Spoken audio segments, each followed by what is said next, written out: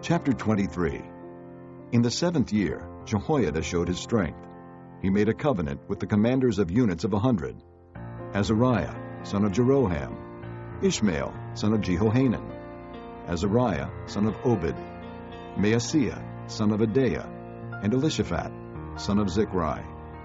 They went throughout Judah and gathered the Levites and the heads of Israelite families from all the towns. When they came to Jerusalem, the whole assembly made a covenant with the king at the temple of God.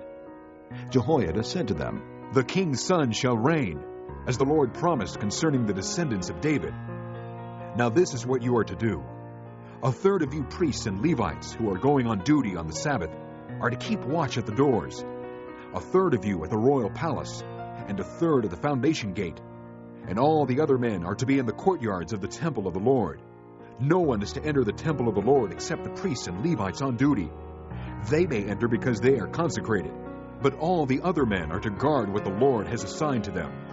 The Levites are to station themselves around the king, each man with his weapons in his hand.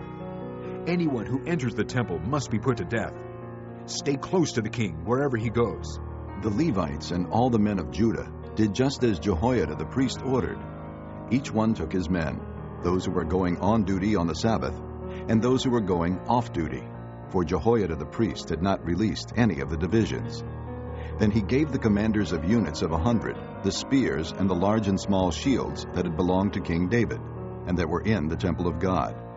He stationed all the men, each with his weapon in his hand, around the king, near the altar in the temple, from the south side to the north side of the temple.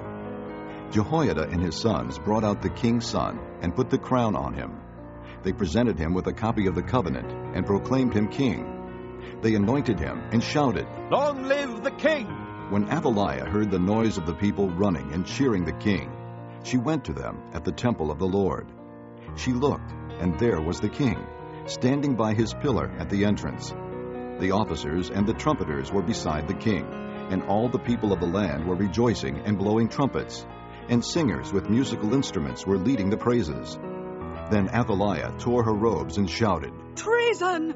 Treason!" Jehoiada the priest sent out the commanders of units of 100 who were in charge of the troops, and said to them, "Bring her out between the ranks, and put to the sword anyone who follows her." For the priest had said, "Do not put her to death at the temple of the Lord." So they seized her as she reached the entrance of the horse gate on the palace grounds, and there they put her to death. Jehoiada then made a covenant that he and the people and the king would be the Lord's people. All the people went to the temple of Baal and tore it down. They smashed the altars and idols and killed Mattan, the priest of Baal, in front of the altars.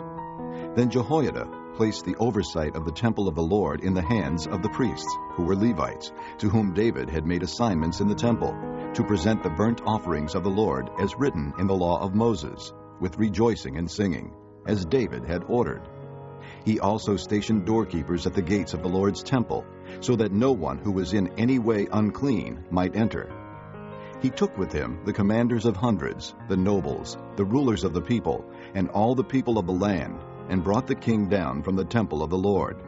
They went into the palace through the upper gate, and seated the king on the royal throne. And all the people of the land rejoiced. And the city was quiet, because Athaliah had been slain with the sword.